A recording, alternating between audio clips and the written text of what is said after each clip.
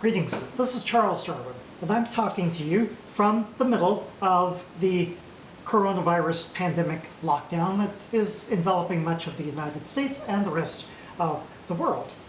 And I'm here to talk to you about the evolution of social networks. Now, we've been thinking about this for a long time. All of a sudden, it has become extremely important to rely on our social networks online. Now, the single most important aspect of human evolution is forming networks of altruism, social networks. And the evolution of intelligence, the evolution of languages, mainly to enable those social networks. And that is when you have people meet one another, they can look each other in the eye, and they know how to distinguish real from fake altruism, real from fake smiles, for example. And we've, over the course of millions of years, developed a very good ability to be able to tell when somebody is telling the truth and when they're not, when they're just faking it.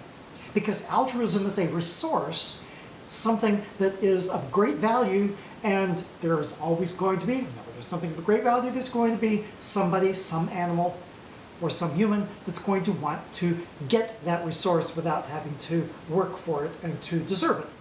Now, I am an instructor at a college, and many of our courses are now online, even though they were designed to be face-to-face, or in jargonese, F2F.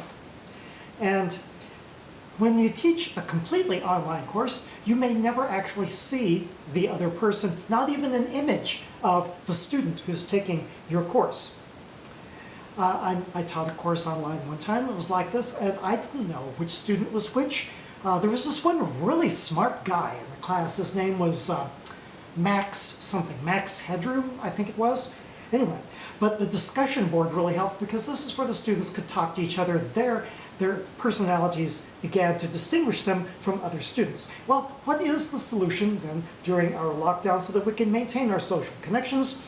And what our department did to have meetings without actually coming together was to use a platform called Zoom. Now, I don't know that it's any better than other platforms that are available. This is not an advertisement for Zoom, but that's the one that we use, so it's the one I have some experience with. And in real time, we met, we smiled, and we laughed, and we even used Zoom interviews of candidates. And we eventually chose a candidate to fill a faculty vacancy.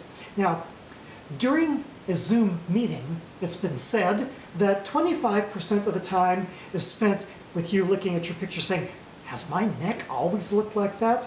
And another 25% thinking, why didn't I take a shower? And another 25% thinking, is he wearing clothes? And then 20% of the time is that a sleeping cat over there? And then only 5% of the time is used for useful work.